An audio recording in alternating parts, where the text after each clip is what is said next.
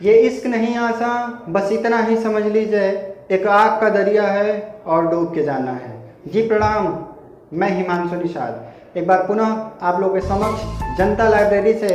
इस समय मेरे सामने जो पुस्तक मौजूद है उसका नाम है इश्क मुबारक। इश्क मुबारक पुस्तक के कलमकार कुलदीप राघव जी हैं। इस पुस्तक की मुख्य विशेषता यह है, इस पुस्तक का कवर पृष्ठ बहुत ही आकर्षक दिया हुआ है, जिससे यह पाठक वर्ग का ध्यान सहज ही आकर्षित कर लेता है। अगर पृष्ठों की बात करें तो इस पुस्तक में 152 पृष्ठ हैं और इस पुस्तक पर अमेजन बेस्ट सेलर का हैशटैग लगा हुआ है, जिससे साफ पता चलता है कि अमेजन वेबसाइट पर यह पुस्तक सबसे ज़्यादा बिकने वाली पुस्तक थी। साथ ही साथ इसके कवर पृष्ठ पर साफ तरीके से स्पष्ट कर दिया गया है कि इसके प्रथम संस्करण जो कि मात्र 20 दिन में ही बिक चुकी थी, जो कि इस पुस्तक के प्रभावशाली होने की बात स्पष्ट करती है। इश्क मुबारक पुस्तक के बारे में अगर बात किया जाए तो पहले ही नाम से ही स्पष्ट हो जाता है कि यह पुस्तक प्रेम के बारे में आधारित है। यह कहानी एक गरीब बालक मीर की है, जिसके माता पिता का स्वर्गवास बचपन में ही हो चुका होता है। वह घर परिवार या यूं कहें वह अपना घर छोड़कर दिल्ली चला जाता है और एक चाय की दुकान पर काम करने लगता है और वह एक कॉलेज में एडमिशन ले लेता है। कुछ दिनों बाद उसकी दोस्ती एक वंदना नाम के लड़की से होती है और धीरे धीरे ये दोनों प्यार में पड़ जाते हैं। वंदना हर कठिन से कठिन समय पर इसका साथ देती है, क्योंकि वंदना को ये पता बिल्कुल भी नहीं होता है कि जो मीर है वो एक चाय की दुकान पर काम करता है। कुछ समय बाद जब वंदना को यह सच्चाई पता चली तो वो मीर को ले जाकर एक शहर में एक अलग रूम पर रखवा देती है। साथ ही साथ कॉलेज के दौरान वंदना मीर की हर संभव मदद करती है और उसको जितने भी फंक्शन वगैरह या फेयरवेल पार्टी होती है उसमें गाना गाने के लिए कहती है। वंदना का साथ पाकर मीर का परफॉर्मेंस दिन ब दिन और अच्छा होता जाता है और मीर से रॉक स्टार मीर बन जाता है और उसके पास बहुत सारा धन आ जाता है और वो रोज देश विदेश की यात्रा करने लगता है सिर्फ गाना गाने के लिए। फ्लाइट के दौरान मीर की मुलाकात साहिबा नाम की एक स्त्री से होती है, जिसकी पहले से ही 2 बच्चियां हैं और वो एक बच्चे की उम्मीद लगाए बैठी है। मीर और साहिबा दोनों जब मिलते हैं थोड़ी इनके बीच बातचीत होती है। साहिबा इन्हें पहचान लेती है कि ये तो रॉक स्टार मीर हैं। फिर दोनों एक दूसरे से बातचीत करने लगते हैं और इनके बीच प्यार बहुत गहरा हो जाता है।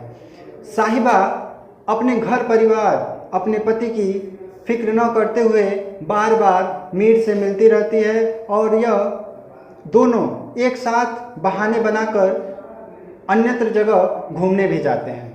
इश्क मुबारक कहानी में एक तरफ मीर और साहिबा का प्रेम दिखाया गया है, वहीं दूसरी तरफ मीर और वंदना का प्यार दिखाई दिया है। अगर हम इन दोनों के प्रेम का विश्लेषण करें तो दोनों के प्रेम एक दूसरे से बढ़ चढ़ कर थे। एक तरफ साहिबा जो अपनी 2 बेटियों, पति और सास का ख्याल न करते हुए भी मीर से मिलती रहती है, उसे निस्वार्थ भाव से प्रेम करती रहती है। वहीं दूसरी तरफ वंदना जो कि मीर के सफलता का कारण बनती है और मीर के बुरे वक्त में हर संभव प्रयास करती है। अब कहानी आगे बढ़ती है। जब साहिबा प्रेग्नेंट हो जाती है और डॉक्टर उसे कहता है कि आप ऐसा कुछ भी काम मत करिएगा जिससे आपके बच्चे को नुकसान हो जाए, लेकिन मीर के बार बार दबाव बनाने पर साहिबा मीर से मिलने चले आती है। मीर से मिलने के पश्चात मीर उसे पुनः उसके घर के पास छोड़ देता है और जब मीर गाड़ी से वापस आ रहा होता है तब मीर के मोबाइल पर एक मैसेज आता है, जिसमें साहिबा ने साफ लिख दिया था कि उसका बच्चा अब नहीं रहा। यह बात सुनकर मीर की गाड़ी अनियंत्रित होती है और जाकर डिवाइडर से टकरा जाती है। साथ ही मीर बेहोश हो जाता है और अस्पताल में भर्ती हो जाता है। वहीं दूसरी तरफ साहिबा चीख चीख कर, चिल्ला चिल्ला कर घर पहुंचकर रो रही होती है, क्योंकि डॉक्टर उसे यह जवाब दे चुका होता है कि आप भविष्य में कभी भी मां नहीं बन पाएंगे।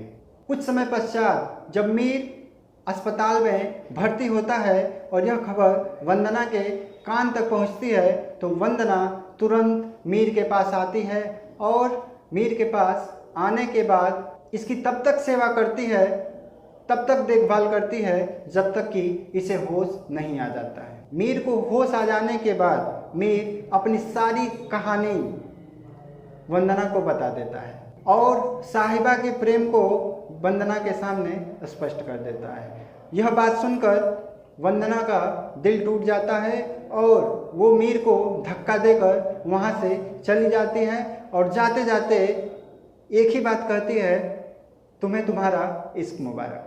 इस पुस्तक में यह भी बताया गया कि आदर्शवाद और नैतिकता की सीमा को लांघकर किया गया इश्क या प्रेम इंसान को बर्बाद कर देता है।